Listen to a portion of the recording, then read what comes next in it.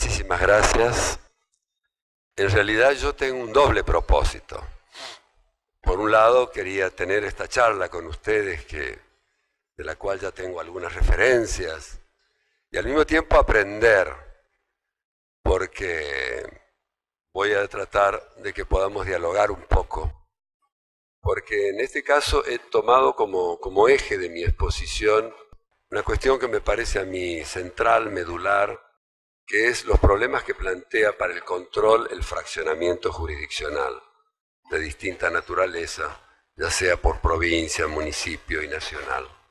Y tomar el caso más célebre y más emblemático de Acumar, pero en las charlas previas me han contado de que ustedes ya han participado de algunas reflexiones, ya han escuchado la excelente exposición de Marie-Pierre, creo que ha sido ayer.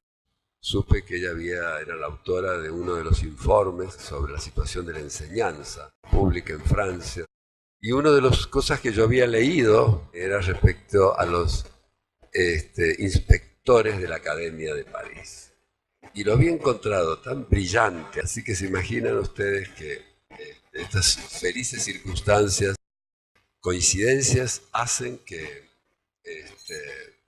nos acerquen a la idea de que la problemática del control, la problemática de la administración financiera y la administración pública son temas que tienen un enorme parentesco y que hoy están de alguna manera instaladas en la realidad como una necesidad, como un aspecto, diríamos, innegable, inevitable. Por eso es que también me entusiasmó la idea que me dieron o quienes han invitado, a quienes les agradezco muchísimo. Creo que una de las cosas centrales que espero que se produzcan es comprobar en la necesidad de que estas reflexiones se prolonguen, que no se pueden agotar acá. Entonces, me comentaban la importancia que podría tener una pequeña reseña de la auditoría. Y esa pequeña reseña de la auditoría podría conducirnos a la especificidad de esta exposición sobre las cuestiones nación, provincia, jurisdiccionales, interjurisdiccionales, y a otras cuestiones ya más cotidianas, como es qué vinculación hay entre la tarea de control que ejerce la auditoría y la gente, vale decir, el interés de la gente. Y esto también es algo muy importante para subrayar o describir, porque hoy el control, si se quiere, integra lo que es la información cotidiana, ya se ha transformado en un ingrediente que se ha alejado de aquella especie de cúpula de cristal, algo hermético, algo técnico, como digo yo, y no se ofendan los contadores, digo aburrido, para transformarse en algo muy vivo, muy palpable, muy notorio y muy vital.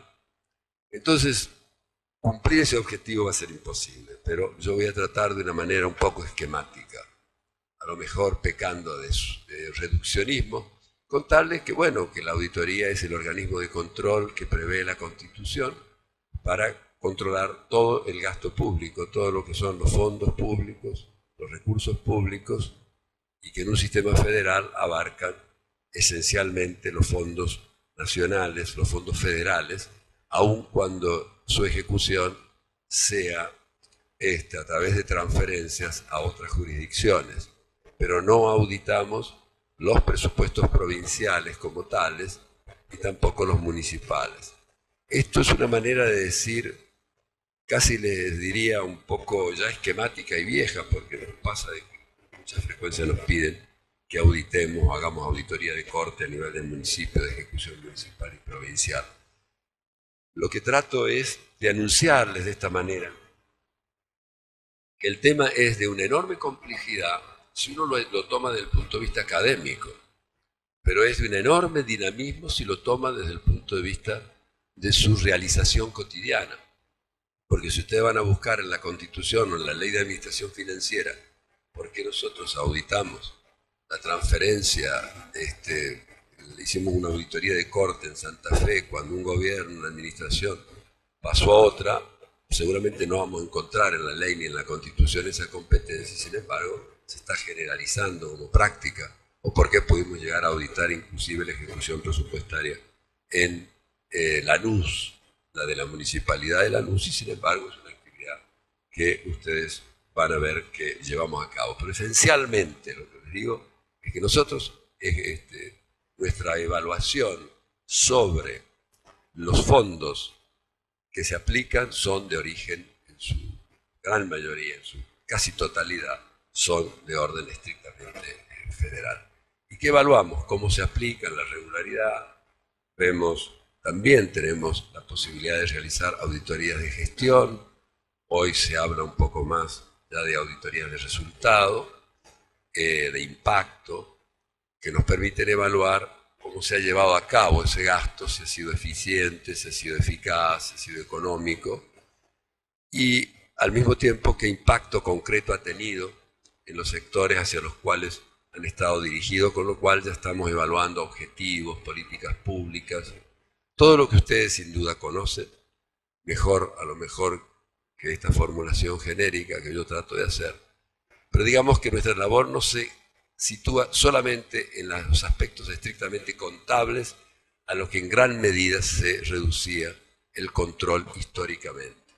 A partir de los años 90 se pensó que era importante evaluar ya los aspectos de la gestión y se avanzó en esa dirección. No diríamos con una arquitectura perfecta, la auditoría tiene todavía muchos déficits, se perfeccionó en el 94, pero ya fue una maquinaria que se incorporó en una visión distinta de la evaluación del Estado. Corresponde también a una evolución teórica en el ámbito de una explicitación mayor de la circunstancia que la división de poderes, el control mutuo, en sí mismo no es suficiente para evaluar un Estado, para controlar los mecanismos de autocontrol, un Estado cada vez más complejo, cada vez más dinámico, con mayor participación, con mayores sectores de participación. Entonces, la teoría sobre la accountability o la rendición de cuenta, etcétera, se fue extendiendo no solo a la accountability social o política, que consiste en controlar al ejecutivo, al administrador, electoralmente cada 2 años o cada 4 años, sino también en su actividad cotidiana. Todo funcionario público debe rendir cuentas y por lo tanto su gestión puede ser evaluada. Y esa es la función que de alguna manera cumplen los tribunales de cuentas, las contralorías, las auditorías, inclusive los ombudsman. Vamos a ver que aparecen en el tejido estatal precisamente para ejercer ya un control más específico, no tan mediatizado a través del control social, sino con su especificidad, que en este caso, en el de la Auditoría General de la Nación, nace con la ley 2456 de Administración Financiera, que fue una ley muy importante porque realmente fijó nuevas pautas para el presupuesto. Empezamos a movernos con una cultura del presupuesto y al mismo tiempo mantiene el control parlamentario, vale decir, el Parlamento tiene que evaluar la cuenta de inversión, vale decir, la ejecución presupuestaria, que luego de un dictamen de la Auditoría General de la Nación, con lo cual vemos ahí un gran aspecto de la ejecución, de los aspectos del uso de los fondos públicos, del empleo, la aplicación de los fondos públicos. Pero no vamos a hacer solamente una auditoría de la ejecución presupuestaria, ahora la Constitución prevé que es obligatorio el dictamen de la AGN, sino que también vamos a intervenir en muchos sectores, en muchas arterias decisivas, como es el ANSES, las entidades más significativas de ejecución presupuestaria, el Banco Nación, el Banco Central, los fideicomisos, etcétera, que se han ido incorporando en nuestra cotidianidad, con lo cual el volumen de los fondos que nosotros auditamos es muy extenso. Abarca también las reservas, abarca los adelantos transitorios, estas sumas importantes como es la del ANSES. Les decía que auditamos deuda, stock de deuda, deuda interna, deuda externa, pero también tenemos una importante actividad en el ámbito del impacto ambiental. Auditamos también las distintas jurisdicciones, vale decir, los distintos ministerios, auditamos el PAMI. Y los servicios públicos son aspectos que tienen un enorme impacto, y el desempeño de los servicios públicos, la prestación, las condiciones de prestación, y eso le ha dado a la auditoría también un matiz mucho más, una impronta pública muy importante, muy notoria en los últimos años, que corresponde también a un cambio en la elaboración de los informes, pero sobre todo en la presentación de los informes. Estos informes han dejado de ser confidenciales, yo diría que antes eran clandestinos, porque realmente no se publicaban nunca y a veces ni se leían nunca, por una impronta distinta que es la publicación en la página web. Sobre este tema me gustaría volver en dos palabras, también sobre la cercanía entre la auditoría y la gente a través del tema de los servicios públicos, para entrar en un tema que es bastante árido, bastante complejo, agrio a veces, controversial, que es la problemática, diríamos, los fraccionamientos jurisdiccionales. Nosotros auditábamos la cuenca Matanzas-Riachuelo desde distintos ángulos, pero sobre todo habíamos hecho algunos estudios,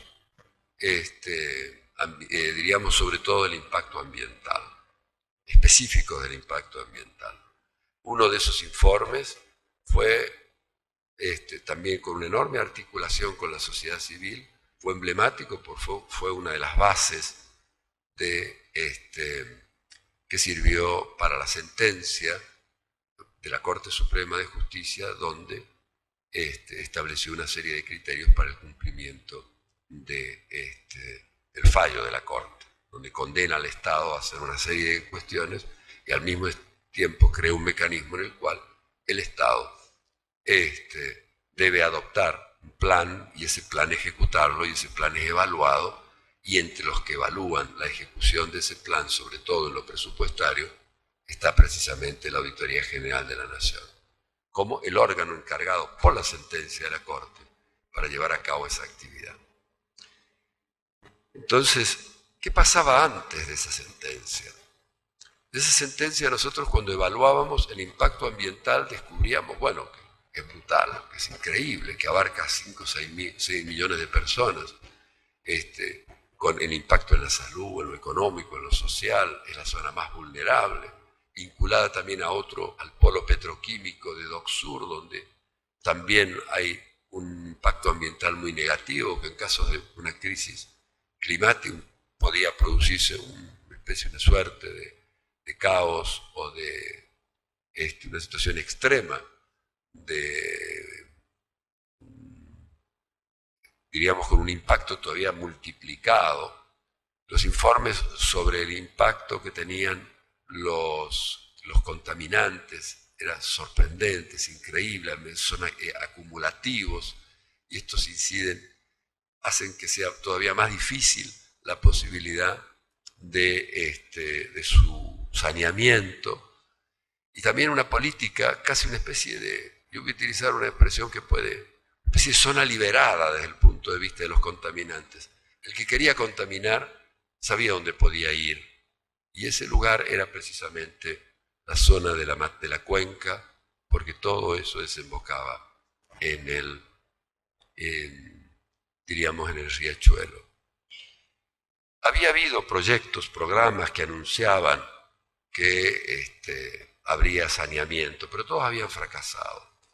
Y da la coincidencia que la auditoría, en su multiplicidad de actividades, había podido recorrer cada una de ellas. Por ejemplo, bueno, el impacto ambiental, y un aspecto que aparecía muy claramente cuando nosotros decíamos, bueno, señores, pero ¿por qué no se ha...? Y bueno, porque esto le corresponde al municipio. No, esto le corresponde a la ciudad. Esto le corresponde a la nación. No había poder de policía. El principal enemigo del control era el fraccionamiento jurisdiccional, que hacía que cada uno se sintiera liberado de la responsabilidad de controlar y las empresas o los contaminantes o todos los factores pudiesen actuar ahí sin ningún tipo de, diríamos, poder efectivo de control. Pero es cierto también que el propio Estado, los distintos Estados tenían una actitud deliberada de descontrol. Por ejemplo, les diría, nosotros como examinamos también, y había olvidado de recordarles, que prácticamente todos los préstamos internacionales, es decir, los fondos que ingresan al país a través de los organismos multilaterales de financiamiento, como el BID, el Banco Mundial, en el momento el Fondo, en las negociaciones, pero todos los organismos multilaterales también los. Y nosotros veíamos de que había fondos que venían con ese destino. Y en particularmente hubo uno que en algún momento la secretaria de Ambiente, María Julia Alzogaray, había señalado que en 1000 días el riachuelo podríamos bañarnos en el riachuelo. Obviamente pasaron esos 1000 días y para llevarlo adelante había $1.000 millones, que iba a poner 500 millones el Estado y 500 millones el Banco Mundial. Y el Banco Mundial dijo, los voy a poner, se consiguió el préstamo, pero después el Estado dijo, no vamos a poder desembolsar el equivalente. Entonces, ¿qué hicieron? Dijeron, bueno, vamos a hacerlo de $500.000. 250 el Estado, 250 el Banco Mundial, el BID, el Banco Interamericano. Pero después el Estado no puso y quedaron esos 150 millones ahí, que tampoco se aplicaban. Cuando la crisis del 2002, Dualde, con buen criterio entiendo, frente a fondos que hacía 5 años que no se utilizaban, parcialmente para pagar honorarios, etc., finalmente decidieron aplicar 150 a los programas sociales de la crisis del 2002. Quedaron 100 millones. Esos 100 millones quedaron ahí y nosotros cuando se produjo el fallo de la Corte, nosotros lo auditábamos anualmente, veíamos que ese préstamo no se ejecutaba, se renovaba, no se ejecutaba. Y cuando la Corte falló sobre el caso, tomó el ejemplo no solamente de nuestro informe ambiental, sino de nuestro informe financiero, que probaba cómo el país, no obstante tener fondos, no los utilizaba en el sentido ambiental. Más aún, el Estado pagaba punitorios enormes por no utilizar esos fondos. Es decir, que el Estado terminaba pagando en dólares sumas importantes, miles de dólares, precisamente por no usar fondos que tenían un destino muy claro. Entonces, fíjense ustedes, ya teníamos el problema interjurisdiccional como un problema de que todos se lavaban las manos. Teníamos el problema que venían fondos y no se usaban. Pero teníamos otra cosa más, como nosotros auditamos la prestación de los servicios, auditábamos agua, y auditamos la primera renegociación que llevó a cabo el país después de las privatizaciones, a los 5 años, primer quinquenio, en donde también se vio, examinamos y estuvimos muy críticos de lo que habíamos entendido una abdicación de las facultades de control del Estado y también una desaprensión en el manejo de la cosa pública del Estado, mejor dicho, de las responsabilidades que tendría que custodiar el Estado frente a los intereses privados. Porque en este caso la renegociación había implicado la condonación, no se puede decir, el perdón para la no realización de obras importantísimas que la empresa tenía que realizar y no había realizado, y por lo tanto que tendría que realizar en el futuro y que sin embargo después de esa renegociación quedaba liberada para no hacer, inclusive en el futuro. Pero ¿cuál es la consecuencia más desgarrante de este escenario? Que justamente las obras que se perdonaron eran precisamente obras de infraestructura sobre los efluentes cloacales que hacían que, liberada la empresa de la realización de esas obras, era una garantía de que el riachuelo, por los niveles de contaminación cloacal que estaban vigentes en poco tiempo se transformaría en una verdadera cloaca a cielo abierto. Tenemos que pensar por un momento que la cuenca Matanzas-Riachuelo, en su fase baja, es uno de los ríos más contaminantes del mundo. La cantidad de niños contaminados con hierro, cobre.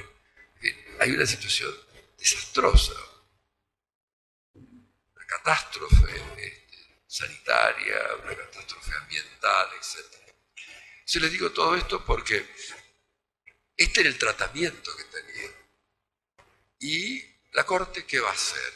La Corte, frente a tantas denuncias, por primera vez en la historia dice, no, nosotros había algunos precedentes, nos vamos a abocar. Y ya que el Ejecutivo no hace nada, ya que el Legislativo no hace nada, nosotros vamos a condenar al Estado a que tenga que hacer determinadas cuestiones. Entonces, aquí viene un cambio total primero que todo de la justicia, que generalmente la justicia tendría que intervenir, pero ya pasamos a una fase distinta. Hoy el tema ambiental es un tema de derecho colectivo. Ustedes dirán, de los juristas, los abogados, qué interesante que es examinar lo que yo les voy a hablar hoy desde una manera institucional y política, si ustedes quieren, o jurisdiccional, verlo desde el punto de vista jurídico y los avances que se van registrando en el derecho a través de estos influjos importantísimos, sustantivos, como es la problemática ambiental con sus características. Entonces la Corte va a hacer 3 o 4 cosas importantísimas que yo retengo. No, bueno, le va a decir al Estado, usted tiene que presentar un plan y tiene que asumir el compromiso de cumplirlo. Tiene que determinar asignaciones presupuestarias y ejecución presupuestaria que va a ser evaluada y seguida por la Corte Suprema, por la Auditoría General de la Nación. Va a decir que el órgano de control externo del Estado es, aún para las decisiones del poder de la justicia, la Auditoría General de la Nación. Fíjense qué cosa original. Nosotros no habíamos estado nunca en una sentencia con anterioridad. Más aún le diría que en el Congreso empezaron a decir, pero ¿cómo es posible que la auditoría de la Corte le pueda pedir a la Auditoría General que se ocupe de algo si en realidad el Congreso se lo puede pedir, pero no nosotros? Y bueno, la Corte nos pidió. Y nosotros cumplimos. Entonces, otra originalidad, la intervención de un organismo independiente, externo, de control externo del Estado que va a participar en la ejecución, en la verificación de la ejecución de la sentencia. Participación ciudadana en el seguimiento de la ejecución del plan que establezca el gobierno. En una mediación muy interesante está el defensor del pueblo, pero como coordinador de la mayoría de las entidades, de las asociaciones, diríamos como las organizaciones, las ONG, etc., que participan muy activamente. Y esto tiene mucha importancia porque el informe que nosotros hicimos, que tuvo tanta repercusión, fue esencialmente hecho en un trabajo muy directo con la sociedad civil. Cosa nueva. Antes, en nuestro mecanismo de auditoría, ir a consultar a alguien, eso ya estaba prohibido, era un trabajo, las herramientas muy herméticas, casi era peligroso, era prejuzgar, era toda una serie de mecanismos que se han demostrado ser muy superfluos. No, la hicimos ahí, yendo a los lugares, metiéndonos en los barriales, navegando por donde navega la gente, yendo a los hospitales, en fin. Digamos que hay ahí un acercamiento entre el pronóstico, el diagnóstico y la sanción, muy directo. Y creo que ahí hay un progreso. El gran problema era este tema de quién controla, cómo se controla, cómo hacemos para controlar un municipio, cómo hacemos para la ciudad, y la ciudad cómo controla la provincia, y la provincia, bueno, había todo un matete en esto. El sistema jurídico nacional prevé la posibilidad de una ley, que le llaman una ley interjurisdiccional, a la cual sanciona el Congreso, pero las otras jurisdicciones implicadas adhieren, en este caso esencialmente la provincia de Buenos Aires, porque se sitúa, y algunos municipios, y la ciudad también, porque la ciudad es parte en esto. Ahora, se dan cuenta ustedes que tampoco es fácil, la ciudad no tiene un gobierno exactamente, en relaciones muy pacíficas con el Ejecutivo, y algunos municipios, bueno, está todo un juego. La sentencia de la Corte dice que el Estado tiene que dar directivas, el Estado Nacional tiene que dar directivas y todas las otras deben cooperar, con lo cual les establece una responsabilidad única. Ustedes tienen que hacerlo. Es decir, hay una directiva ya, hay una trascendencia jurídica muy interesante que no la hemos estudiado, no la hemos reflexionado, porque vamos más rápido en los hechos que en la reflexión. Pero bueno, ustedes pueden hacerla. Yo creo que esto vale la pena que lo pensemos, que lo reflexionemos, que ustedes nos aporten. Seguramente no les es ajeno lo que estoy hablando. Entonces, sobre todo en un país, y acá un paréntesis, perdónenme, como la Argentina, en donde lo académico está muy centrado en los aspectos económicos, empresariales, y hay muy pocos en la currícula referencias a la hacienda pública, a las cuestiones de presupuesto, a esa cosa común. La AGN tampoco es una bolilla muy estudiada. En fin, la ley de administración financiera en su aspecto de control. Bueno, miren, hay que ir a las universidades y por eso es que uno va a todos lados para contar esto, para mostrar de que esto tiene carne, hueso, que tiene vida y que, bueno, que no puede ser que los profesores miren otro canal, porque después nosotros necesitamos profesionales que vengan y entiendan que su función es defender el interés común, es defender el Estado, defender lo que nos pertenece a todos. Nosotros no tenemos clientes, empresas que nos pagan para que les hagamos informes contables tal cual de alguna manera ellos esperan, sino que nosotros tenemos una función que es una directiva constitucional, normas que nos dicen que tenemos que ir con una mirada crítica y de ahí sacar conclusiones y las hemos completado volcándolas a la sociedad. Se vuelve un poco, para no quedarme en abstracciones, hay una ley, la ley que sanciona, que crea CUMAR, que crea una entidad interjurisdiccional que está a cargo, presidida por el secretario de Ambiente, por lo tanto con una impronta del Ejecutivo, y también integrada por la provincia, con representantes de la provincia y de la ciudad, y que tiene precisamente un funcionamiento, sobre todo para facultades de regulación, de control en todo, lo que puede estar directamente vinculado a recursos, servicios, pero con impacto ambiental, con lo cual las facultades son importantes. La Corte ha creado un mecanismo para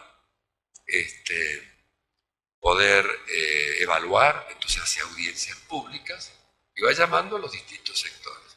Primero, a la provincia, qué es lo que ha hecho, a la ciudad, qué es lo que ha hecho, a los municipios, que en todo caso se considera importante convocarlos. Luego consulta también con la ciudad y pasamos luego el defensor del pueblo, que va a dar su informe sobre la participación ciudadana, y el informe que yo formulo como presidente de la auditoría sobre la ejecución presupuestaria. Ustedes me dirán, bueno, ¿de qué me está hablando? Bueno, ¿cómo va eso? Solamente ejecución presupuestaria. Nosotros auditamos, no tengo ahora la cifra del 2012, pero sí la del 2011. En el 2011 fueron 9.000 millones de pesos. Ustedes que se suma esta ejecución federal, porque hemos creado un mecanismo en el cual la ciudad hace su propia auditoría y la provincia también la lleva adelante y luego se entrega a CUMAR y de eso nosotros recibimos la información ya auditada para ver la parte central. Sin embargo, nosotros somos la parte central, que es probablemente la de mayor nivel de ejecución. La provincia no lleva esos niveles. Ahora, ustedes me dirán, esto es pacífico, y bueno, todavía hay muchas dificultades. Eso que está la Corte, bueno, a veces la provincia dice, o mejor dicho, la nación dice que la provincia no ha aportado, que la ciudad no ha hecho los aportes, y viceversa. Hay situaciones de cierta conflictividad que nosotros, como tenemos las atribuciones federales, generalmente estamos un poco ajenos a ese tipo de dificultad que pueda presentarse, pero vamos progresando. El diálogo con la ciudad y con la provincia es muy bueno, de la AGN. Periódicamente tenemos reuniones e inclusive tenemos relación de cooperación, porque por ejemplo, el Tribunal de Cuentas de la provincia no estaba en condiciones de hacer auditorías. Sí podía ver ejecución presupuestaria. Y bueno, nosotros les pudimos facilitar manuales, hicimos un intercambio docente y sin ningún tipo de, diríamos, de menosprecio a la actividad de uno y otro. Y con la ciudad también estamos en una relación muy constructiva. De tal manera que esperemos que eso continúe. Eso no garantiza de que en los tres partener pueda haber una armonía total. En algún momento ustedes habrán visto en los diarios donde la Secretaría de Ambiente quiso rescindir el contrato que tenía, el convenio que tenía con nosotros para auditar, pero eso se está revirtiendo. Nosotros seguimos auditando porque tenemos facultades más allá del convenio y vamos a auditar tres cosas: ejecución presupuestaria, pero no solo de las partidas. Fíjense que la obligación de la Corte también es cómo se asignan los recursos. Vale decir, y nosotros pedimos que se identifiquen para poderlas auditar. Tenemos algunas dificultades en dos ministerios, Desarrollo Social y Salud, pero en el Ministerio de Planificación vienen identificados. Los 9.000 millones son del Ministerio de Planificación. Quiero decirles que vamos en marcha resolviendo en la práctica algunas de estas situaciones que sin duda son de una enorme complejidad, pero que están avanzando. Ahora, no solamente, el paso siguiente, no solamente vamos a auditar por pedido de la Corte ejecución presupuestaria, el 100%, vale decir los otros ministerios, sino que vamos a auditar también una auditoría ambiental, de impacto ambiental, de seguimiento, y otra sobre las contrataciones, vale decir, y licitaciones. Vamos a hacer un seguimiento porque la Corte nos pidió de forma suplementaria que auditáramos una situación de posibles desviaciones del comportamiento de los jueces que tenían a su cargo el control de la ejecución presupuestaria. Detectamos determinadas anomalías y la Corte decidió en este caso que nosotros también interviniéramos en las licitaciones inmediatamente de producidos, los pasos de la licitación una vez que han sido producidos. Esto significa cambio enorme. Antes, la ley de administración financiera dice que la Corte solamente, el Poder Judicial solamente podrá ser auditado por convenio. Es decir, que nosotros para poder entrar en los fondos judiciales necesitamos una autorización, un convenio expreso de la Corte. En los últimos años la Corte se ha sometido al control externo de la auditoría y todos los años auditamos la ejecución presupuestaria. Y esto nada más que voluntariamente por parte de la Corte, porque podríamos no ejercer ese control, pero lo ejercemos. Fíjese usted qué paradoja, controlamos la ejecución presupuestaria de la Corte. Y la Corte, en su sentencia, nos piden que nosotros auditemos aquellas ejecuciones presupuestarias que aparecen comprometidas y de significación económica, como es el caso del tema de Acumar. Esto, si alguien lo hubiera escrito, si alguien lo hubiese relatado, se hubiese encontrado con enormes objeciones, quejas, en fin. Esto, la moraleja de esta exposición tan breve, tan esquemática, no es otra sino decirle que en los problemas interjurisdiccionales, en los problemas, hay un tejido, hay que construir, hay que elaborar, si ustedes quieren, con buena fe, con mucho, y sortear las dificultades reglamentarias, legales, que generalmente no están para acercarnos, para complementar, sino para dividir. Y ahí es donde muchas veces los que no quieren el progreso se refugian y seguimos en la postergación. Que este ejemplo sirva muy concretamente, no por lo que he dicho, sino por todo lo que eso significa. Hay muchas cosas que cada uno puede aprender y podría contar cómo podemos avanzar realmente frente a dificultades que se complicaron inclusive con la reforma del 94, porque la verdad que con la transferencia de los recursos naturales a las provincias, bueno, la situación con el agua y otras se complicaron mucho. Pero bueno, aún frente a esas dificultades, el derecho ha avanzado, pero ha avanzado también una voluntad de resolver los problemas. en esa voluntad de resolver los problemas muy importantes, que se ha incorporado un sujeto muy directo, que es la ciudadanía, porque la ciudadanía es, en definitiva, la que más sufre las consecuencias del impacto ambiental.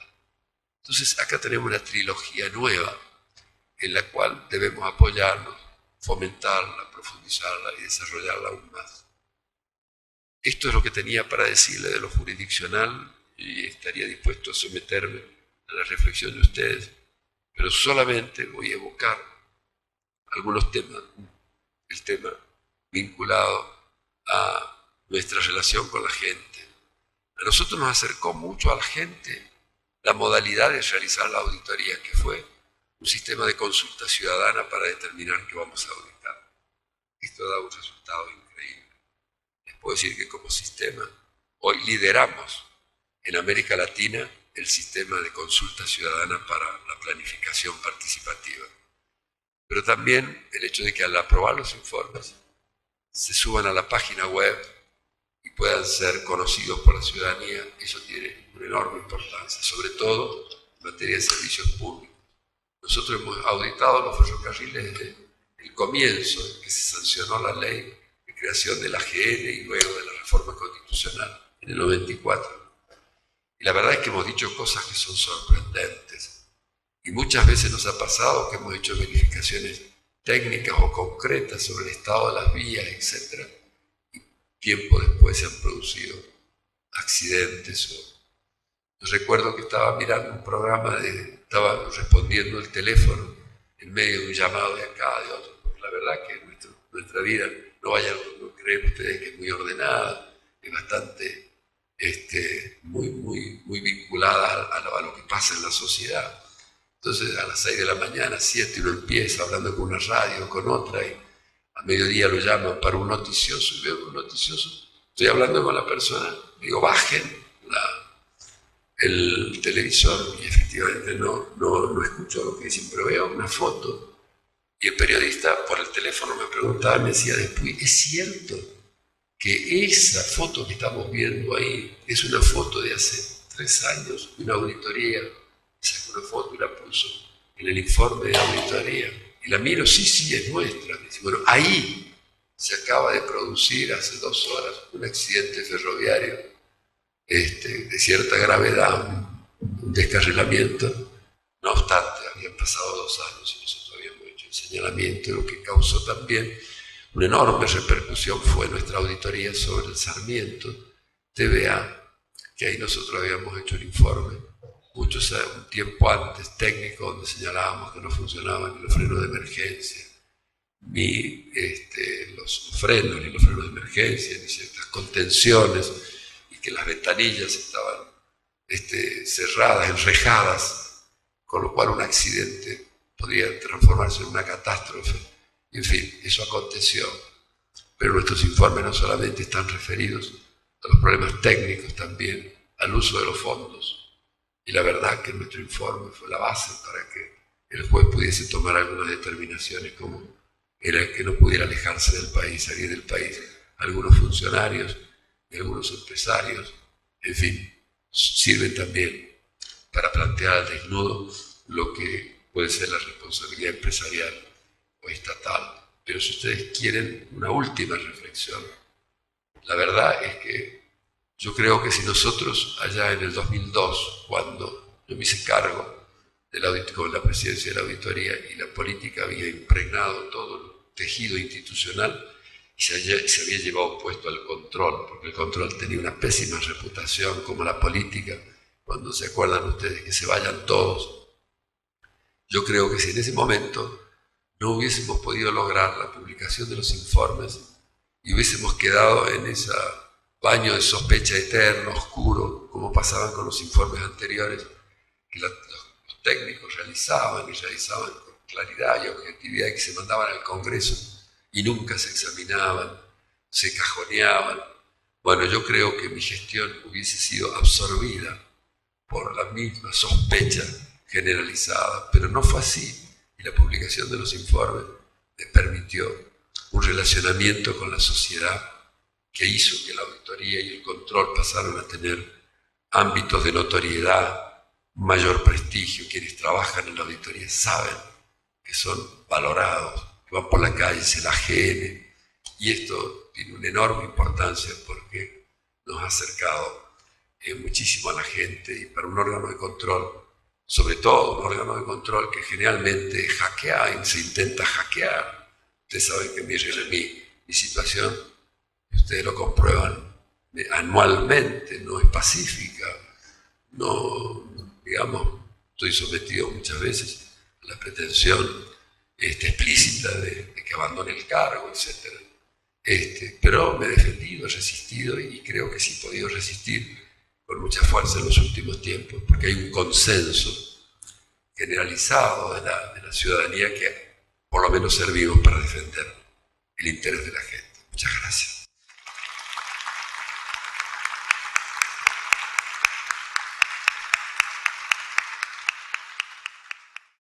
Bueno, si alguien tiene preguntas, hasta el fondo.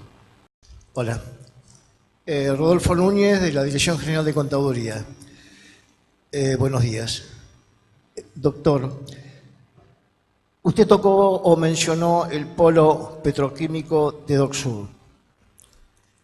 Yo nací y vivo en la ciudad de Avellaneda, dependiente justamente del polo. Mi pregunta va a lo siguiente. Puede ponerse de pie. Le agradezco mucho, así lo vemos.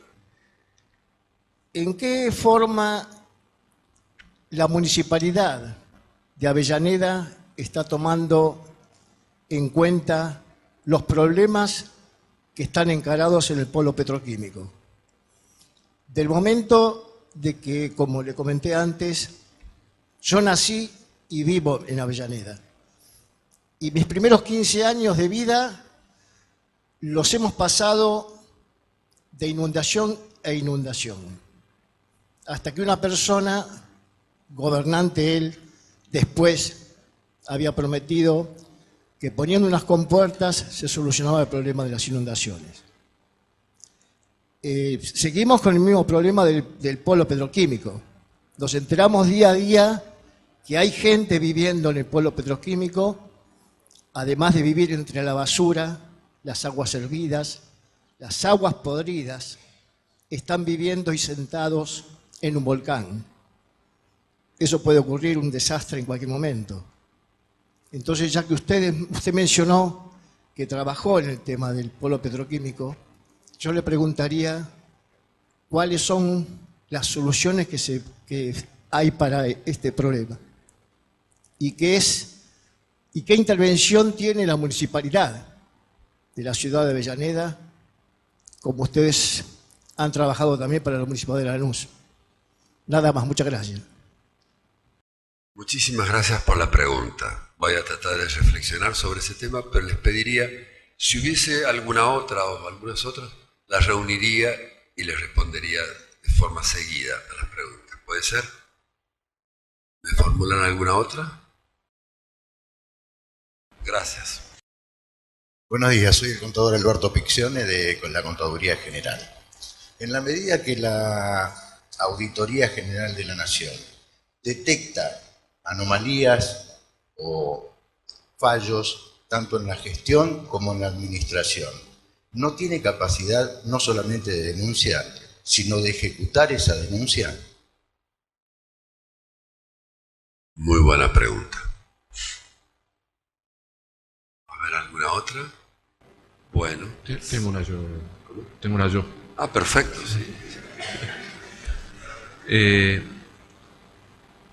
Bueno, primero quería destacar que en sus múltiples antecedentes el doctor Despuy también fue relator de la Comisión para la Independencia del Poder Judicial de las Naciones Unidas, que ahora está en boga ese tema por la relatora brasileña. Pero en realidad me quería referir a otra cosa. Usted habló de los problemas de la fragmentación jurisdiccional, con el tema de la cuenca Matanza-Riachuelo. Ahora está en boga el tema de los resultados, del impacto de las políticas públicas, y hay otra fragmentación que se da al interior de las propias administraciones. La estructura institucional de los estados está armada sobre incumbencias, ¿no? El Ministerio de Educación, el Ministerio de Salud, el Ministerio de Defensa.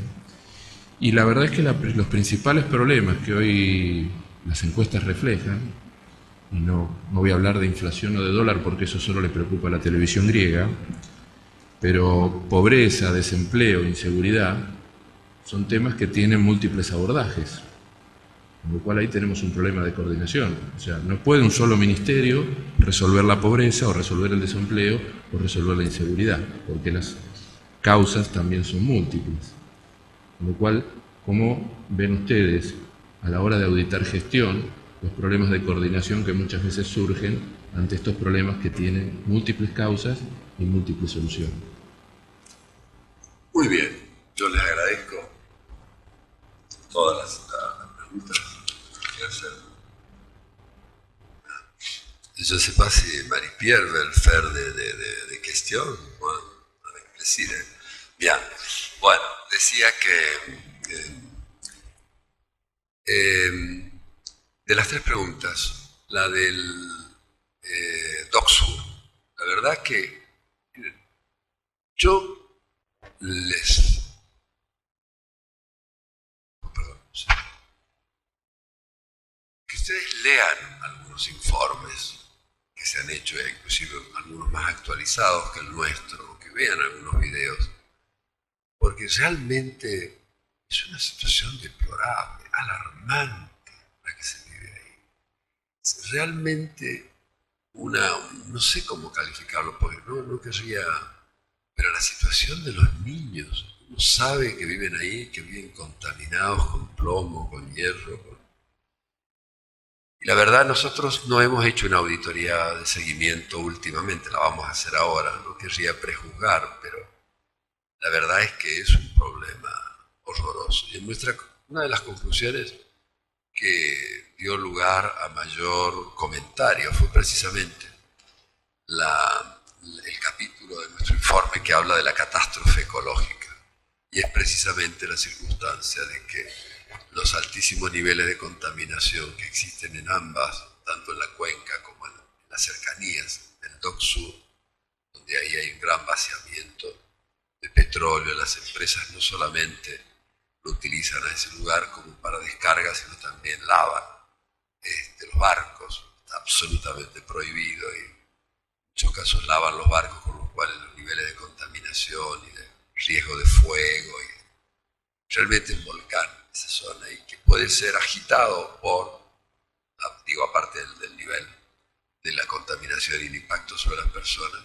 Villa Inflamable, ustedes no tienen idea de lo que es eso, supongo que sí, pero vean los cortos, vean, para ver el drama y los rasgos culturales nuestros que nos permiten convivir o vivir en una ciudad tan linda como Buenos Aires, y sin embargo ver con naturalidad una situación de esta. Entonces le diría que no hemos auditado las medidas que ha tomado la municipalidad y el impacto que han tenido las que a nivel de los fondos nacionales se han llevado a cabo. Pero le diría que, coincidiendo con su preocupación, que el drama del riachuelo no es solamente los niveles de contaminación, sino que la naturaleza de los contaminantes hacen que el tiempo nos agrave, que se produzca una situación de un círculo infernal en donde descontaminar hoy es muy difícil, pero dentro de 10 años es casi imposible. Entonces, y diríamos, la vinculación de ambas zonas geográficas, la cuenca y el DocSur, son realmente alertas cotidianos de la posibilidad de una catástrofe ecológica. Así que no le puedo dar una respuesta alentadora diciéndole más vale me refugio en la que tengo, ya un poco anticipada, cuando verifiquemos. Pero sabe una cosa, esta vez, como siempre, la auditoría lo va a hacer del lado de ustedes. No va a ser una auditoría solamente de químicos que van a ir a medir, van a ir con la gente. Yo creo que esta modalidad nueva, auténticamente de evaluación, va a ser algo positivo, va a ser algo que nos va a permitir una radiografía y realmente impulsar con actualidad si se cumplen o no las metas. Fíjese que la sentencia de la Corte ha planteado algunas cuestiones muy puntuales, que son, por ejemplo, ámbitos, y ha dicho, bueno, algunos, evaluación del cumplimiento de los objetivos en las cuestiones más sensibles, como salud, etc. Cada uno de los jueces de la Corte va examinando. La doctora Elena Hayton es la que se ocupa de toda la medición del cumplimiento de los parámetros de salud y otras cuestiones. Y siempre insiste en la pregunta que usted me está planteando. Concretamente, ¿cómo esta municipalidad cumple y cuál ha sido el impacto y qué nueva evaluación se ha hecho sobre el impacto de esas medidas, positivo o no, de esas medidas que el Estado hubiese adoptado? Así que hay una atención muy particular, sin que yo pueda decir por ahora de resultados, pero las audiencias de la Corte responden en parte a la pregunta que usted me ha formulado. También es importante y por eso es que siempre digo que entre nosotros seguramente de algún lado lo vamos a ver. La Contaduría General, creo, me hizo una pregunta con respecto a qué puede hacer la auditoría, y la verdad es que no puede hacer mucho, porque lo que puede hacer es el diagnóstico y publicar los informes. Y al publicar los informes, la verdad es que ahí se produce el mayor impacto. Originariamente la auditoría tenía facultades para ser querellante, pero se la suprimieron en el Congreso. Dijeron, es demasiado peligroso un órgano de control con facultades para presentarse a la justicia. Dijeron, bueno, podemos denunciar, pero bajo nuestra responsabilidad. Vale decir, de nuestros deberes de funcionario público. Decir, bueno, yo soy funcionario público, me parece que acá pudo haber un delito, pero ya por la obligación que tengo como funcionario, que tiene cualquier persona, no por ser auditor general de la Nación. Entonces, cuando yo mandaba los expedientes a la justicia al principio, la carátula era Leandro Despuig, AGN, contra ANN o tal. Pues claro, no se imaginan ustedes, la gente me decía, mire, después usted el día que deje de ser auditor, va a tener que vivir en tribunales, porque lo van a convocar. Entonces dije, bueno, por lo menos pongan AGN y otra cosa, la verdad. Bueno, ahí más o menos empezamos a entendernos con los jueces y entonces, aquí tenemos una dificultad. ¿Y qué significa esto? Concretamente, en intimidad entre nosotros, hablando, comprometiendo un poco la opinión pública. Lo que quiero decirles es que esto hace de que, bueno, en la Argentina nosotros presentamos expedientes que son terribles, destilan desviaciones, mal gasto, falta de rendición de cuentas, cosas muy graves. Y sin embargo la justicia lo recibe y nosotros no podemos ir a decirle, mire, convoque a tal, impulsa la acción. No, mire, por ahí lo llaman nuestros funcionarios y dicen, ¿usted está seguro que aquí hay crimen? No, dice, yo la verdad que soy auditor, yo lo único que le puedo decir que eso es lo que yo vi.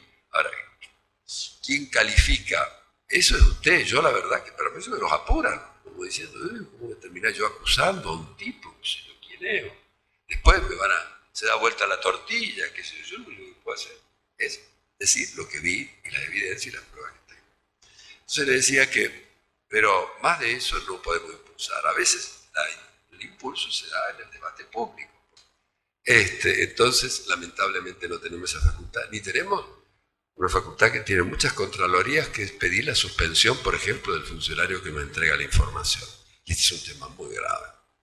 La obtención de la información en muchos departamentos y reparticiones es dificilísimo. Ustedes han visto los despioles públicos que yo he tenido con mi partener de control de derecho interno, que la SIGEN, por no entrega de información, por la no publicación de los informes, etc. Bueno, no vamos a entrar en conflictos institucionales acá, simplemente les digo que el tema de la obtención de información, pero gracias a Dios la justicia en los últimos tiempos empieza a espontáneamente o con presentaciones, paradójicamente la justicia penal, que cuando hay un tema que están investigando ellos, nosotros tenemos que auditar y no nos entregan la información, ellos dicen, entregan la información si no allanamos.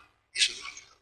No todos los jueces, obviamente, pero bueno, los que lo hacen para nosotros significa un enorme apoyo. Ya con respecto a bueno, pero digamos, nuestros aliados son ustedes. Por eso es que uno viene tanto a estas charlas, porque de aquí no solamente sale gente que entiende, sino gente que inesperadamente uno los encuentra por muchos lugares y dice, ¿qué necesita el auditor? ¿O qué necesita la auditoría? ¿O qué está pasando acá? O le trae información, en fin. El otro tema que es la articulación interjurisdiccional al interior de las distintas jurisdicciones del Estado federal, tiene que haber una articulación. La sentencia lo pide, porque es muy difícil, sobre todo, combatir la pobreza con recetas solamente económicas o salir de la miseria sin abarcar todos los aspectos que están comprometidos en las situaciones de extrema pobreza. Entonces, la respuesta tiene que ser global, diríamos, sector y, diríamos, intersector, y al interior de cada una de las jurisdicciones, el propio Ministerio de Salud tiene que articular con el Ministerio de Infraestructura por los temas de vivienda, porque una situación sin la otra no se puede resolver. Y bueno, y ahí tenemos todo el tema de la articulación con las transferencias a municipios, las transferencias a provincias, de los fondos nacionales, que nosotros sí podemos auditar, son fondos federales. Bueno, ahí nuevamente esa articulación en el control, pero presupone que las políticas públicas tienen que estar articuladas, porque si no, más allá de la regularidad o irregularidad en el uso de los fondos, se producen desajustes, superposiciones. Por eso es que el plan abarca, ¿no es cierto?, metas, objetivos y mecanismos, indicadores para medir el cumplimiento de esos objetivos, y en eso hemos trabajado mucho. Eso casi yo le diría una colaboración media voluntaria, porque la Corte nos pidió opinión en realidad sobre esos aspectos y nosotros lo vertimos también, porque tenemos técnicos y especialistas que se ocupan de esa tarea. En fin, yo he tratado un poco de, sin soslayar las dificultades, darles una idea optimista, decirles que son muchas, no vayan a creer que son cotidianas, son fuertes, van a durar mucho tiempo, pero se las puede vencer.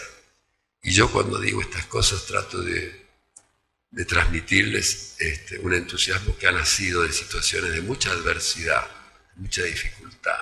Yo entré a la auditoría pensando de que duraría 3 meses, 4 meses, que toda mi vida estaba comprometida detrás de una gestión en un organismo de muy mala fama, bueno, pasó el tiempo, fui recuperando una inserción, y esto es lo que me permite venir aquí con entusiasmo y decirles que en la lucha somos aliados. Muchísimas gracias.